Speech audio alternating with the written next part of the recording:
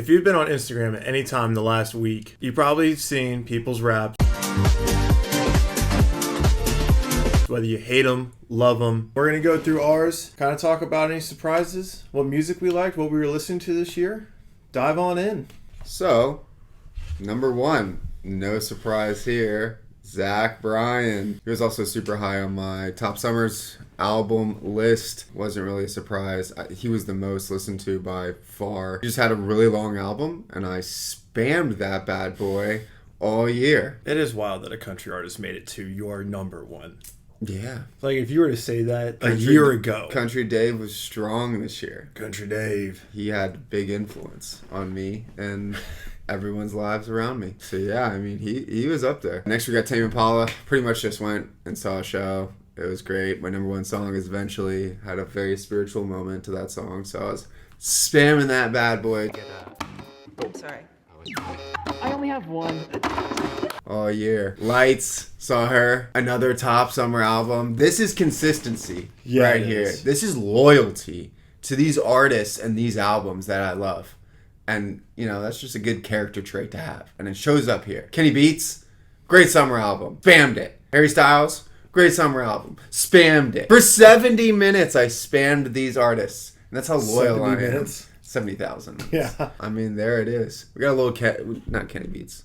Kenny Mason in there. A little appearance with the Halloween. Hell yeah. Literally top tier Tame Impala. Yeah. Mine did not. Well, mine surprised me a little bit. Mac Miller's always my number one, or like 3 and up. I play Swimming on repeat. If it's raining, I instantly put that album on.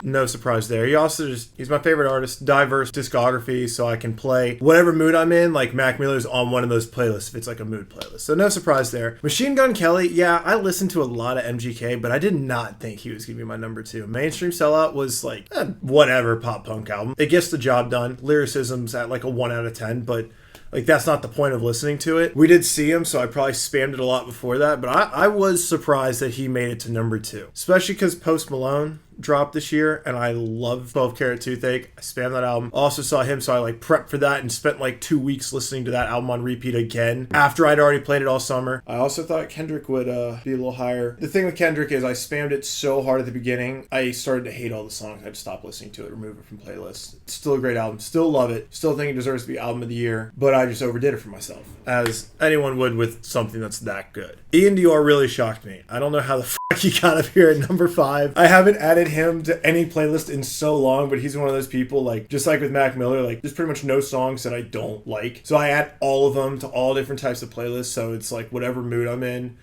there's going to be some Ian Dior on there. Kind of surprised Aries didn't make it up here, or Telltale, or any other bands I was kind of playing heavy at the end, but I mean, hey, Spotify knows, man. So yeah, top song, The Best Part of Life, St. John.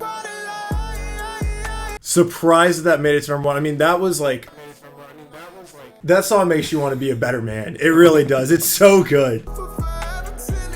That song brings you out of the trenches. Number 1 song. Hell yeah. And that song came out last year. That's how much I've spammed this song since it came out. Shit. Thumbelina kind of surprised me. I also spammed the shit out of that because when Faces came out last, like, October on streaming services, I used to not like that song because the whole, like, let me play with your nipples part in the chorus, I was like, I just don't like that. But then I felt it's like, I hear you. It's just like, it's a weird little like. But that song goes hard. Once I found out that, like, basically backstory with why the song is so good. Mac Miller threw a lot of parties, did his thing, being a young artist blowing up. There was a committee that his neighbor across the street was doing to basically try to get him evicted. And then he sampled the Beastie Boys where they're saying they got a committee to get me off the block. And, like, I don't know, the sample's really hard too. So I love that song. It's a great spam song. It's a big, like, fuck you song. If you're just in one of those moods, I love that. Lemon Tree, I love that song. Of course, it's up there. Sideways, that's one that, like, I don't put it on. I'm never like, let me hear Sideways, but it's so good. Every time it comes on, I don't skip it. So that makes sense. Travis Barker on the drums gets it done. And 1,000 Miles also shocked me. I must have played these super heavy in, like, January because I haven't listened to 1,000 Miles in so long. But hey, it's up there. Yeah. It's weird. That's Kid Leroy is making an appearance on my... Yeah, it's a weird...